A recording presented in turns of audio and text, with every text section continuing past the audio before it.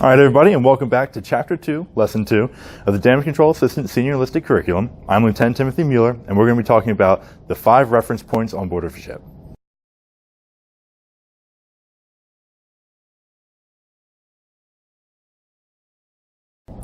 Now, these reference points you should already be pretty familiar with, because I've mentioned them several times in the last couple videos. This is the waterline. We have the keel, the center of buoyancy, the center of gravity, and then the metacenter. We're going to see, as we add weight or remove weight from a ship, how the waterline changes, how B moves with the waterline, how M changes. Then we're going to see how G changes separately, and see how the initial stability of the ship, or the metacentric height, GM, changes.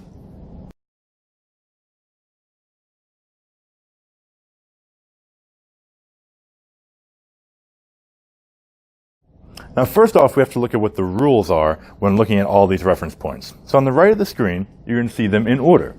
The first thing you have to do is find out how the waterline changes.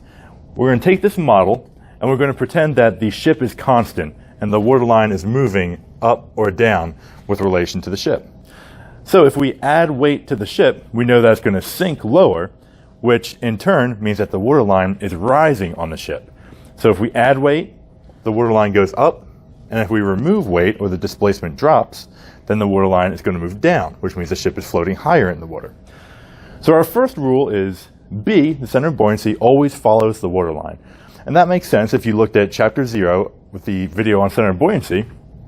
If the waterline rises, we're going to be adding this little rectangle here of area to our underwater volume. Now, we know that the center of buoyancy is just the centroid of that, so if we add volume up high, the center of buoyancy is going to follow it up that way. If we remove area, then it's going to move down to where the centroid is of the new area. So the center of buoyancy is going to always follow the waterline. The next reference point is the metacenter. And the metacenter is always linked to the center of buoyancy. And it moves opposite of the center of buoyancy. If the center of buoyancy goes up, then the metacenter is going to come down. If the center of buoyancy goes down, the metacenter is going to go up. The reasoning behind this in the mathematics is fairly complex, and we need calculus, as you see here, in order to find exactly how Km is found. We're going to go over that in Chapter 3. However, to have a general working knowledge of how vessels get more or less stable, all you have to know is that the metacenter moves opposite of the center of buoyancy. Now we have to look at how the center of gravity moves. We can add weight to a ship or remove it, and it can go higher or lower depending on where exactly we remove, we add, or we shift that weight. So independently, you have to look at your center of gravity. We knew from the last video that it moves with a weight shift. So if we shift up, it's going to move up. Towards an addition, add weight high, going to move the center of gravity high, and then away from a removal. If we remove high weight, it's going to shift down. Now, you have a general idea of how G and M change from your original spot. However, what if G and M both move in the same direction? Are you going to be more or less stable? Well, there's a lot of math behind this as well. However, all you need to know for working knowledge is that G is going to move faster and farther than M. So if G moves up and the metacenter moves up, G is going to travel farther than M. So your GM, your metacentric height, is going to get smaller, which means it's going to be a little bit less stable.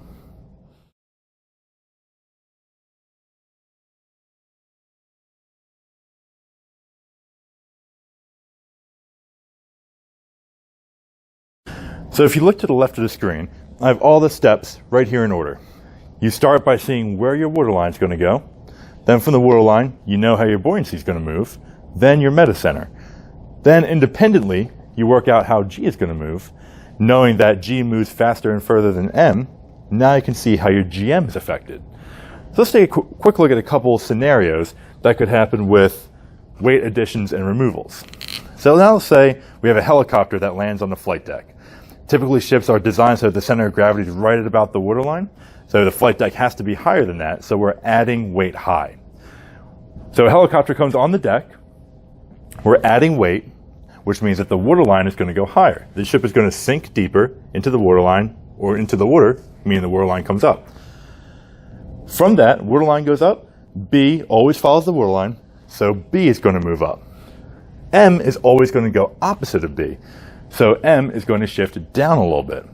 Now we already talked about we're adding weight high, so the center of gravity is going to shift up. We have M coming down and G moving up.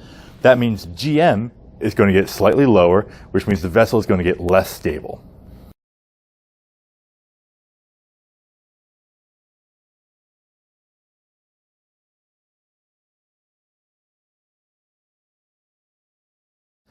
All right, the next example is we're adding ballast water. Okay? So that means we're going to take tanks down here and we're going to fill them with seawater or fresh water, depending on where we are. So we're adding weight low, but we're overall adding weight, which means the vessel is going to sink deeper. So step one, find out where the waterline goes. The waterline is going to go up. That means the center of buoyancy is going to follow it, and it's going to go up. That means the metacenter is going to shift down slightly.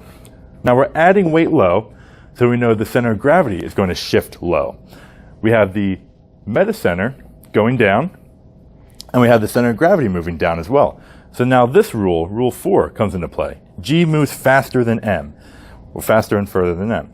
So the center of gravity moves down, metacenter moves down, but not as far as the center of gravity, which means that our metacentric height, GM, is overall increasing, meaning the ship is getting more stable.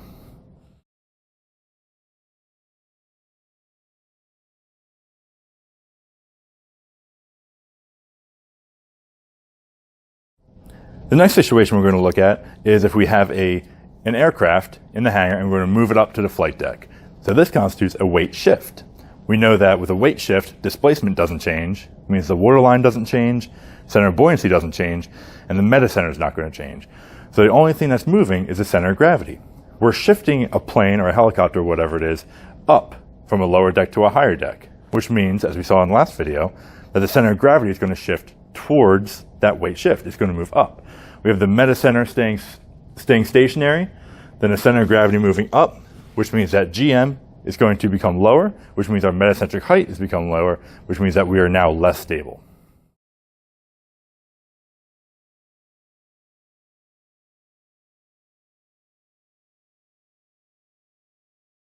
All right, now for this last scenario, let's say that we are launching a boat out of a stern launch ramp, and it is precisely at the center of gravity.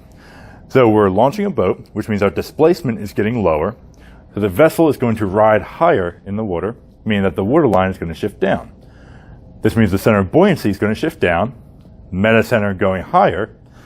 Now we had a weight removal, but it was directly, we're assuming, directly at the center of gravity, which means that center of gravity is not going to shift.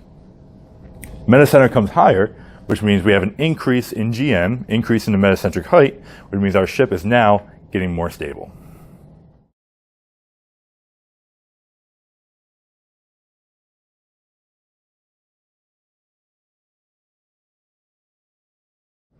Like I mentioned with all of these points, especially with rule number 2 and rule number 4, there's a lot of math and a lot of very advanced math in terms of calculus and differential equations and how these are proven.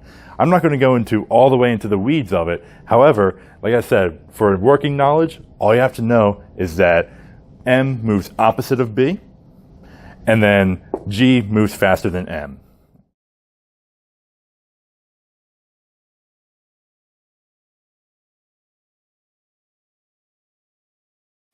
In the next video, we're going to take a look at just weight shifts and how far the center of gravity moves when we have a weight shift.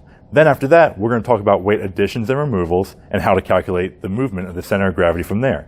Until then, I'm Lieutenant Timothy Mueller, and I hope you have a great day.